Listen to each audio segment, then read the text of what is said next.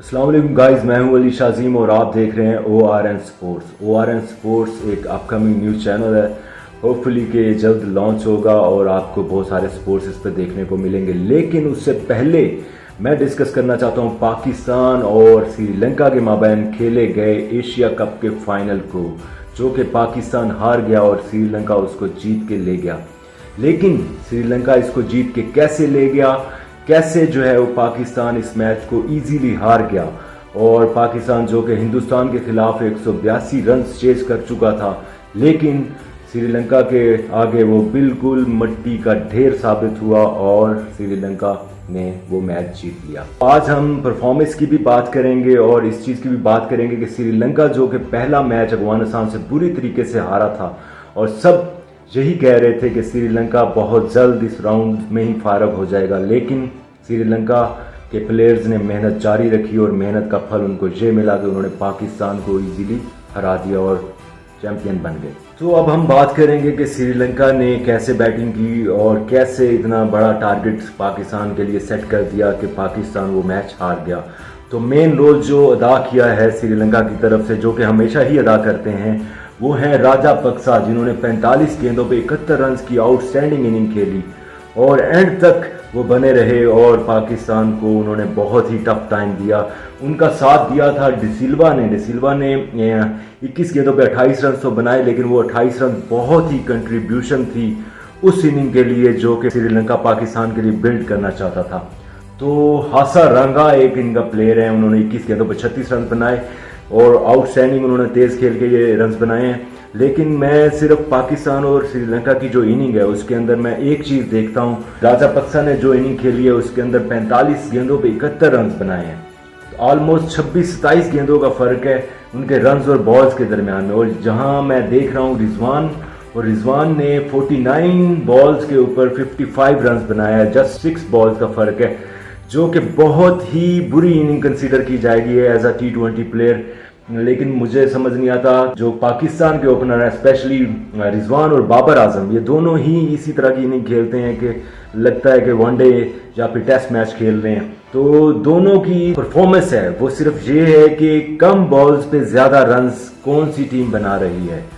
इस Asia cup में नहीं बल्कि T20 के अंदर यही मैटर करता है कि आप बॉल्स कम और रन ज्यादा बनाए, चाहे आप 20 रन बनाए लेकिन 6-7-8 गेंदों पे। इधर पाकिस्तान की जो मेन प्रॉब्लम मुझे नज़र आती है वो यही है कि पाकिस्तानी टीम बहुत ज़्यादा खेल लेती है और एंड पे जो प्रेशर आता है वो आसिफ अली, जो कि बॉलर्स के भी बाद आ रहे हैं, मुझे तो ये भी समझ नहीं आ रही कि वो बॉलर्स के बाद क्यों आ रहे हैं, लेकिन जब वो आते हैं तो वो मैच फिनिश करने की सारी उम्मीदें पाकिस्तानी कौम और पाकिस्तानी टीम उनसे लगा लेती है। लेकिन उससे पहले हमें इस चीज़ को देखना ज़रूरी है कि 10 ओवर खेलने के बाद अगर आप 55 रन बनाएंगे, एक खिलाड़ी 49 बॉल पे 55 रन बना रहा है, तो इसका मतलब है कि उसने पिछलों के लिए जो कि टेल एंडर्स पे आने वाले हैं उनके लिए कुछ भी नहीं छोड़ा। जहां तक पाकिस्तानी बॉलर्स की बात की जाए तो हारिस रऊफ तो छा गए हैं, outstanding bowler, outstanding speed star, और उन्होंने 4 ओवर में 29 रन दे के 3 खिलाड़ियों को आउट किया और आउटस्टैंडिंग स्पीड। मुझे तो बहुत मजा आया उनकी बॉलिंग देखते हुए, बिल्कुल शोएब अख्तर की तरह ही लग रहे थे। एग्रेशन है उनकी बॉडी के अंदर और उनके बॉल आउटस्टैंडिंग थे। कल बहुत स्विंग भी करा रहे थे, मैं तो हैरान हो गया क्योंकि मैंने फर्स्ट टाइम उनको देखा कि इतनी स्विंग भी करा रहे थे वो। उसके बाद इफ्तिखार अच्छे ओवर कराए उन्होंने। लेकिन मैं एक चीज़ से हैरान था कि जब नसीम शाह और हसनैन को रन्स लग रहे थे तो बाबर आजम क्या सो रहे थे, उन्होंने नवाज को ओवर क्यों नहीं दिया। This is the main factor. Second, Pakistan की जो हार है वो उसके अंदर बॉल्स तो हैं ही कि बॉल्स आपने ज़्यादा खेली और रन्स कम बनाए, उसके बाद आपने कैचेस जो हैं वो बहुत सारे ड्रॉप किए। और श्रीलंका को मैं यंग टीम होने की वजह से उनको मुबारकबाद दूंगा क्योंकि उन्होंने आउटस्टैंडिंग इनिंग खेली और वो नौजवान लड़के थे। उन्होंने ये नहीं देखा कि 55 पे 5 आउट हैं। राजापक्सा आउटस्टैंडिंग, मेरे तो मोस्ट फेवरेट बनते जा रहे हैं। संगाकारा आउटस्टैंडिंग प्लेयर थे और वो मेरे मोस्ट फेवरेट थे। लेकिन उसके बाद मैंने अब देखा है कि राजापक्सा जो है वो एक ऐसा बैट्समैन है जो कि सॉलिड है और 10-20 साल श्रीलंका की तरफ से खेल सकता है। फखर जमान को क्यों नीचे खिलाया जा रहा है? अब फखर जमान के साथ अगर रिजवान या बाबर को भेजा जाए तो वो एक अच्छी इनिंग बिल्ड कर सकते हैं।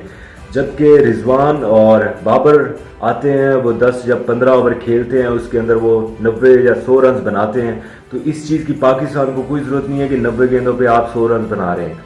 तो नीचे आके सारी उम्मीदें और सारा जो मलबा है वो आप डाल देते हैं आसिफ अली और उन जैसे प्लेयर्स के ऊपर। This is very wrong.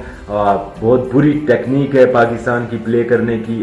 मैं तो ये वर्ल्ड कप से नोटिस कर रहा हूँ, पाकिस्तान बिल्कुल ही सॉलिड तरीके से नहीं खेल रहा।